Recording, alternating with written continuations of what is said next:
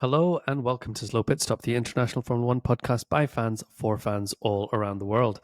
My name's Arafat, and I'm no longer joined by my co-host Mohammed because Slow Pit Stop has released Mohammed today from his operational duties and will not be bringing him back. When I first joined this team, we were nothing. We were in a garage. And when we've left the team, we're basically still in a garage. But I'm so grateful for the last 5 years and what they've had to offer. Goodbye, everyone. I go into self-exile. So Horner's gone, obviously. That was the big news. Huge. We'll obviously get into the details of that. But there's bits of the puzzle that make sense, and there's bits of the puzzle that make no sense to me at all. Or not that they don't make sense to me. I can't quite figure things out yet. Sure, yeah. The things we know, he didn't know anything about this. I think on the Monday, he was told, and he asked for 24 hours of media lockdown so that he could tell the rest of the team himself. And then he had a meeting with all the team. Some people have recorded it on their phones. You can see it online. He did a little bit of a speech, had a bit of a cry, and then left. Other things that we do know, the press release came from Red Bull, like the parent company, the drinks company, not the Formula One company. And it wasn't like following our downturn in results, we've decided we need to go in a new direction or refresh, and we thank Christian for all his work. It was just Red Bull has released Christian Horner from his operational duties with effect from today. That was a press statement, which is there was no they wanted to really tell the world we fired him. This wasn't a mutual decision. This wasn't a contract negotiation. This was a we fired him now. Yeah. So we know that. And then what else do we know? We know the Verstappens have been unhappy. We know that Red Bull were going to have a deal with Porsche, but Christian Horner felt that would be too much corporate interfering, and he wanted to have more centralized control from himself. We know, what else do we know? Yeah, so he's built the powertrains unit thing himself. He's criticized and praised for his leadership style of a tight central control, everything coming through him. And what else was it? Oh, yeah. So recently, RB was doing badly. So apparently he was the one that went and said, this is all a mess. We need to sort this out. And he bought on Visa, he bought on Cash App, and he's improved the performance of that team. Wow. So he was like starting to control other bits of Red Bull. And it's also come to light that he wanted to buy some of Red Bull. He wanted to buy shares in Red Bull so that he could become an owner principal like Toto Wolff, who owns 30% of that Formula One team. And as all of that was expanding, and the other thing we know is he was accused of indecent behavior last year. It was investigated internally and externally, and he was found of no wrongdoing in those investigations.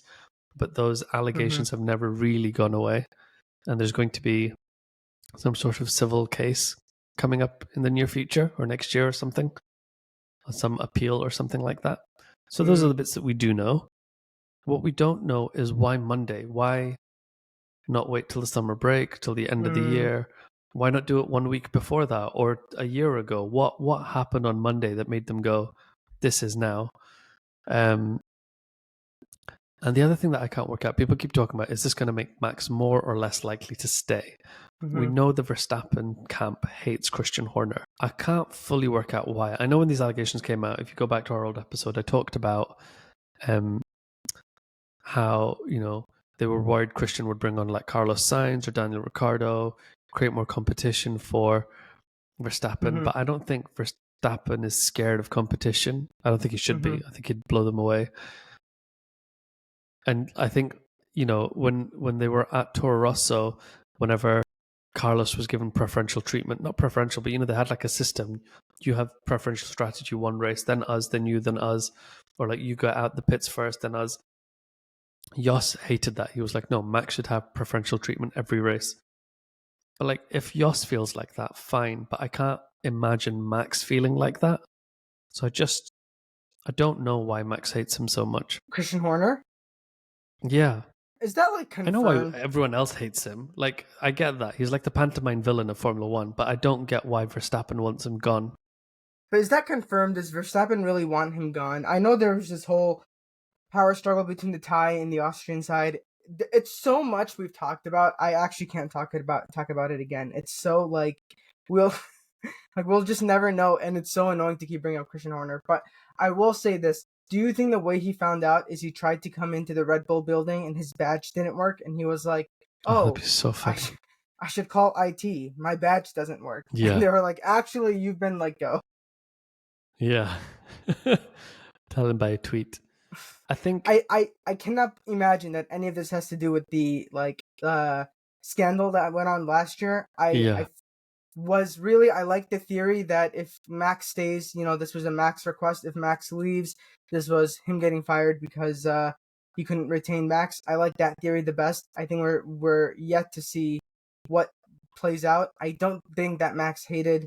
I don't think he did. If he does, it's because his dad wants him gone, and he, just will do whatever his dad wants. That's probably what I'm thinking happened. I don't know how much this engine thing is coming into it because do you know what I remember? There was a point in Mm-hmm. time when Ron Dennis was like the central point of all of McLaren. Mm-hmm. And then he took a step back. He was like CEO, but Martin Whitmarsh took over as team principal. Mm. And The team Ron Dennis collapsed. decided they weren't winning enough. And he Mm-hmm. came back as team principal again. Mm. And it all unraveled. And he was like, no, we need our own engine. We need our own engine. We need this partnership with Honda. Mm-hmm. And the board got rid of him and he sold all his shares. And have you seen that recent article? Like someone interviewed him, like, do you still watch Formula One? He goes, yeah, I watch all the races, but I watch them on mute because I've never found a commentator that knows anything. They just say such rubbish. They don't know any idea what's going on, how we really decide races and strategies. So I just watch on mute. And I was like, I just have this vision of Ron Dennis sat in like a luxury like hotel or whatever, just like sat watching a Formula One race on mute. Yeah, It's kind of sad and creepy. But yeah, that'll be Christian Horner. That's how I imagine yeah, Daniel Ricciardo watches his this races. yeah. So is this Christian Horner now just sat there watching races on mute? I don't think anyone can deny that he's actually a good team principal. I don't think he's getting fired Yeah, for performance issues because he's actually good at what he does. For all the things that you mentioned, also the fact that he's just brought the team so many championships. If anything, you could have argued that if they lose 2021, then he gets fired because he hasn't won a championship in so long. But he's actually won all. He's literally the last reigning championship winning team yeah. principal. And they won So races this year. yeah. So it's not like if he's getting fired for performance, then Toto Wolff should have been fired a long time ago. It's like that kind of thing. Yeah, So I don't know what I think it's I don't know what got him fired, but I think the drama with which it happened, coming out of nowhere, not even any rumors, was pretty incredible. It just dropped. yeah, No rumors, no journal, leaking it somehow. Nobody like rumors have it, he's gonna get fired in 24 hours. None of that. Like with Lewis when he moved to Ferrari, he didn't even get the 24-hour blackout. All the news just leaked, yeah. and then he had to go tell the Mercedes Leaks people, straight away. and he just had to be like, okay, I want to tell the Mercedes people in person, and like that didn't happen. So I Do don't you know my know. favorite It's part of the whole Lewis story? I know we've yeah, talked about this before. that's fine. You know, it was how Toto found out. Like Lewis went to have a meeting with Toto to tell him, and Toto was like, "Yeah, I know. Carlos Sainz has already phoned me asking for a seat." So funny. I don't I don't know how much of that I believe, but like the whole George Russell sleepover thing. The story is so bizarre when you think about it. What do you mean George Russell was having a sleepover at Toto's house as Lewis was telling him? It makes no sense. But yeah, the Carlos Sainz No, thing is I don't pretty think that funny. happened. Yeah. Is George more or less secure now? Ugh, I hate that report that came out today that he's going to be signing a 3+1 year at Mercedes. I really wanted him to just experience the worst year of his life. I for no reason other than I'm salty. I But can't see anyone moving next year. It doesn't make sense. It's such a big change. Everyone should just sit where they are and make sure they have a contract that lets them escape at the end of 26.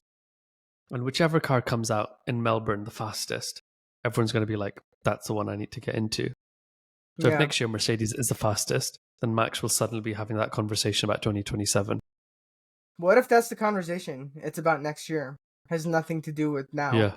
Maybe it's No, like, exactly. what is the I think that's a transition going smart to be thing. like? Yeah. Like, If I was the if your manager, I'd car be is doing the that. fastest, yeah, exactly. Like, if your car is the fastest, how can I get into your seat next year if you sign down? But then what was the point of Mercedes rushing Kimi Antonelli through the pipeline if they're just going to drop him like a sack of hot potatoes? It makes no sense.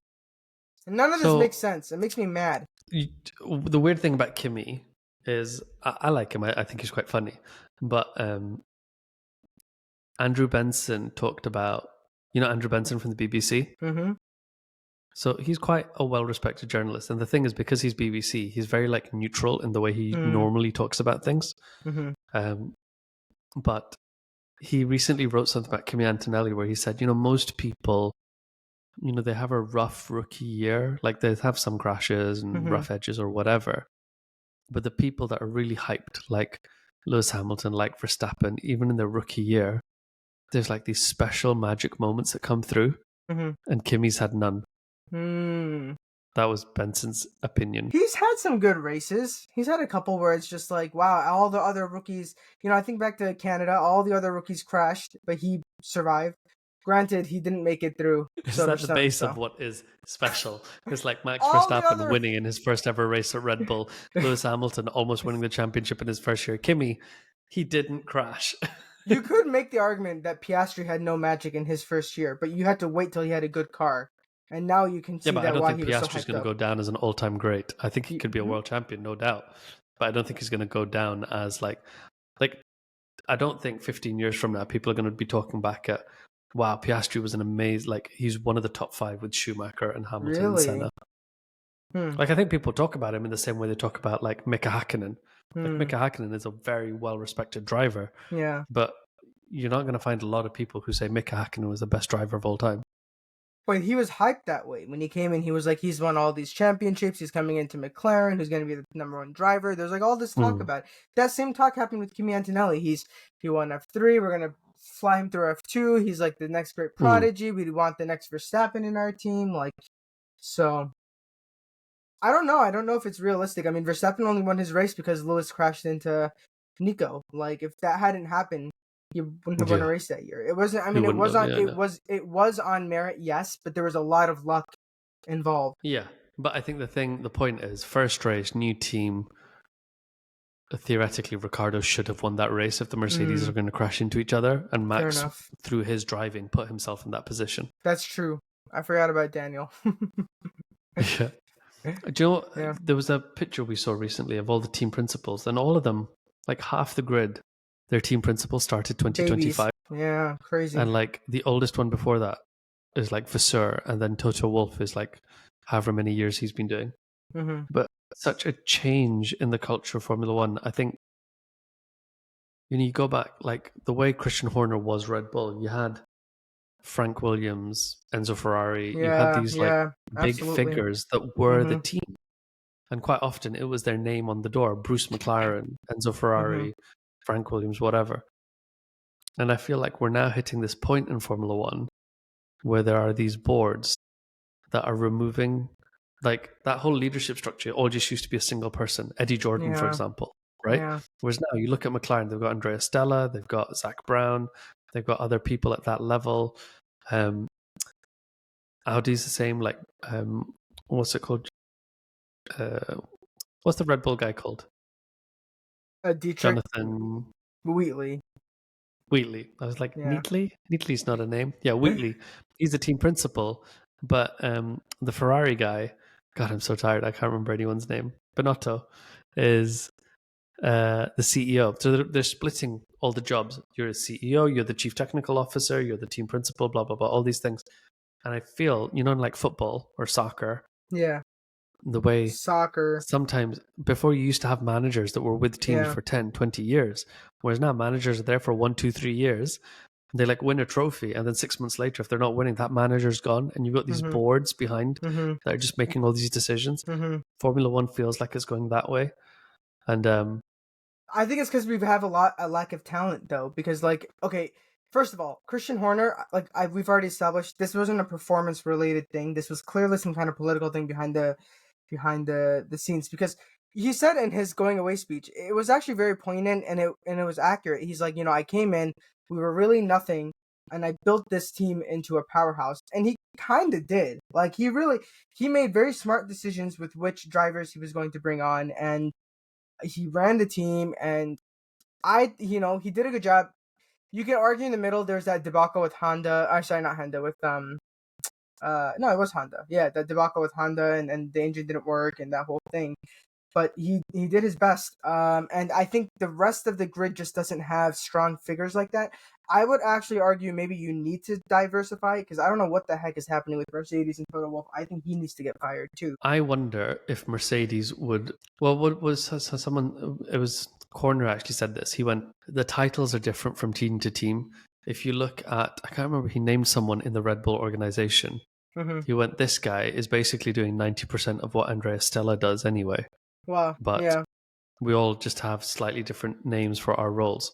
Mm-hmm. And I think Toto Wolff is probably not on the sporting and technical side as much. He's doing the CEO side as a business, right? You could very easily have Toto Wolff as Mercedes CEO, but then have someone else as the team principal, who's probably working like a team principal anyway. But I think it's good.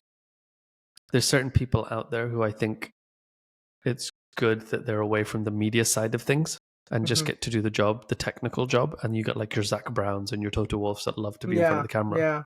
Yeah. And I think one of the things with Christian Horner is, remember that time, like anytime Sky needed an interview, he was there. He was always putting himself like on the podium or on Drive to Survive or this or that or whatever else. He just, it's just like, we're so bored of hearing his voice. Like in the middle of races, like Dick Crofty would be like, and now we're cutting to Red Bull Horner. team principal. I was like, oh God, do we have to hear him again? So yeah, I think Mercedes probably, Toto's not doing the team principal job in the same way Andrea Stella is the team principal, because I think Andrea Stella is doing it from a much more technical side as an engineer. There will be the equivalent in the Mercedes hierarchy. I think Toto Wolff's basically doing the Zach Brown job. Yeah, it's but I hope that I don't know. I'm just still just so mad about the way Mercedes handled things with Lewis. I really feel like Toto ruined this era of regulations. It's kind of the same conversation we're having about Fred, isn't it, at Ferrari? Like, should he keep his head?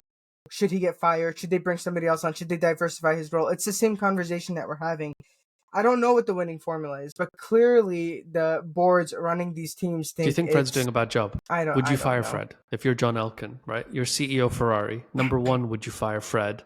Number two, would you bring on Christian Horner? God, Christian Horner is a proven championship winner, though. You bring him on with Lewis. As long as you can get Horner to work with Lewis and you can get them to have good team dynamic, I mean, you really create great potential there. But you have to change the way it works. There's a bit of me that's like, I'm up for it. If it means Lewis gets the 8th world championship, I'll roll with it.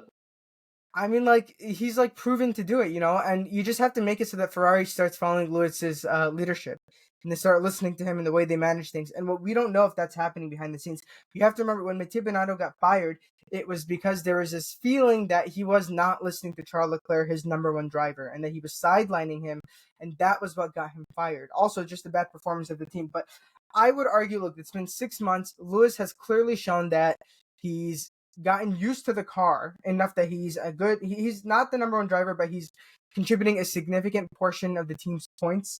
And he's had some races where he's better than Charles. It's not like he has not come to terms with it at all. He's had a pretty good, he's not been blown away by year. Charles. And you look at Silverstone, his performance at Silverstone, Charles was like all over the place in 16th place or something. Yeah. Or 13 or wherever he was. I loved that tweet put out. What was it? It was like, Ferrari were really struggling to find Lewis because his GPS wasn't working. Yeah. And like sometimes Lewis, we were seeing on the TV, it would come up that he was like 3 minutes behind or something. And I was like, what is happening? And then he would suddenly be 6 seconds behind again. You're like, oh, okay.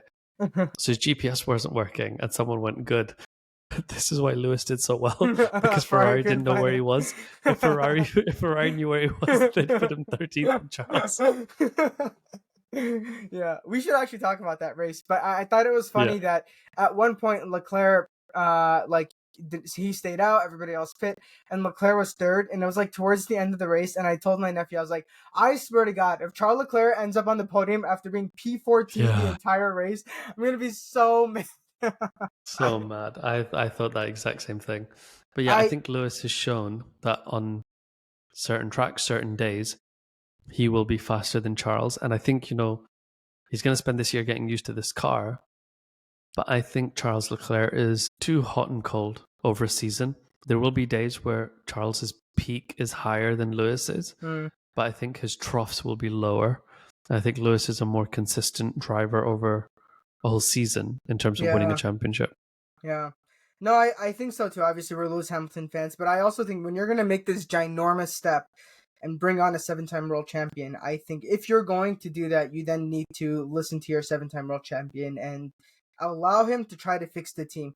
They actually tried it with Seb. Like, he was actually running the strategy. He was trying to make decisions. Yeah. And were it not for Lewis Hamilton being in Mercedes at the right time, in the right car, in the right regulations, Seb would have won probably 2 more championships, right? Wouldn't you agree? Yeah, there's definitely at least one of those. Yeah, at least maybe you could argue 2019 or something. But if Mercedes had been Nico and Valtteri, I think Seb would have won one of those and Nico would have won the other. I think that the potential is there. Ferrari can build a fast car.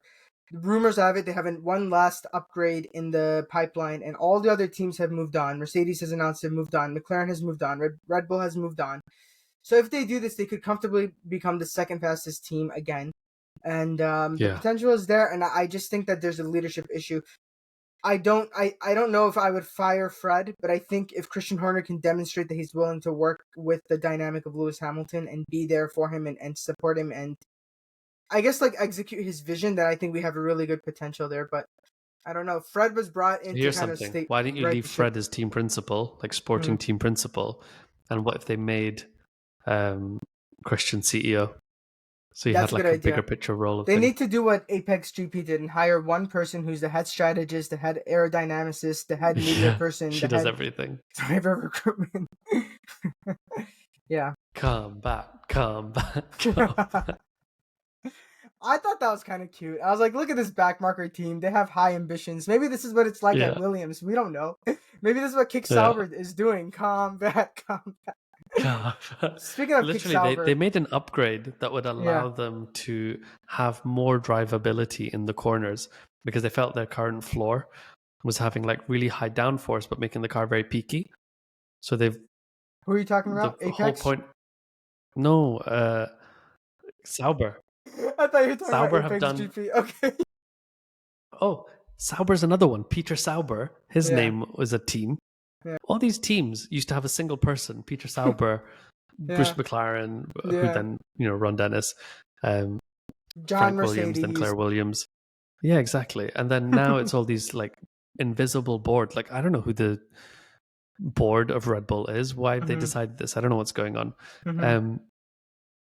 What was I going to say? Sauber. They made a car change and they're better in the corners. Yeah, it was a bit like the movie plot where they made the plot change and then now do you think Sauber will end up ahead of Williams? I don't know. It's way too soon to say that, but I do think it was nice to see Nico on the podium. I will say this as like just a statement for all my Lewis fans. I think it's okay for us to be sad that he didn't end up on the podium. I think it's okay for us to have that feeling because I was very sad. I was happy for Nico Hülkenberg, and I thought it was good for the sport that he had a podium and something I've always wanted him to have. And you want him, back to that moment in Drive to Survive Season 1 when the little girl is like, "How many races have you won?" And he's like, "None." She's like, "None?" And he's like, "It's not a very easy thing to do." So I want success for Nico, but at the same time, it was sad. It was sad that at the one track that we felt all year Lewis could have a phenomenal race, and he had one, but it wasn't enough to bring home any silverware. And even in the dredges of the Mercedes this era, he still ended up with P3s on the podium, and we still didn't get that with him. He hasn't been on the podium outside of the China Sprint. It's sad. It is sad. We can be sad about it. Yeah, I was sad about it. But if he had just had this very lonely, anonymous race and ended up in P3 versus what we actually got, where he raced on track and on merit overtook George Russell, not some sort of like easy DRS pass. George Russell's on old tires. Genuinely just like drove around George Russell being like, hey, I'm a better driver than you, bye. I'll take that. Okay, I fair enough. enjoyed that. Fair enough. He did have some It's a really consolation good. prize. It's not like a thing, but like, yeah, I liked that he's driving better and better as he's getting more and more used to this car. And we're seeing that now in the confidence that he has when he overtakes and things. I think he's also determining where the car is not good, and I think he is going to be bringing that feedback to the team. Because in the first one or two races, he can't consistently say this car has too much oversteer, blah blah blah. He's barely driven it, but now I think he can actually start to be saying some of these things, and he is getting more vocal. He's getting more vocal about the strategy. He's getting more vocal about the tires. Last race we didn't talk about this, but they put him on the wrong tire. He didn't want to go on the hard or whatever, or the soft. I forget what it was. He should have sat in the pit box and just refused to move. Absolutely. Why don't more drivers do that? Why don't they have 1 minute long pit stops while they throw a fit? Because it's not the tire they want. Yeah. Times. Yeah, so where even is the next race? Oh, no, the thing we want to talk about, Max Verstappen, people following his plane journey around the world and his private jet, going to Milton Keynes, and then going to, what, Sardinia, where Toto Wolff apparently is? Yeah. I'm so jealous. Why did these guys get to take vacation in the middle of summer? I don't get vacation in summer. You don't get a summer vacation? I don't get a summer vacation. I have to Your work. job is silly. I don't understand. Like, we've not been able to record because you've been working till like midnight every day this last week.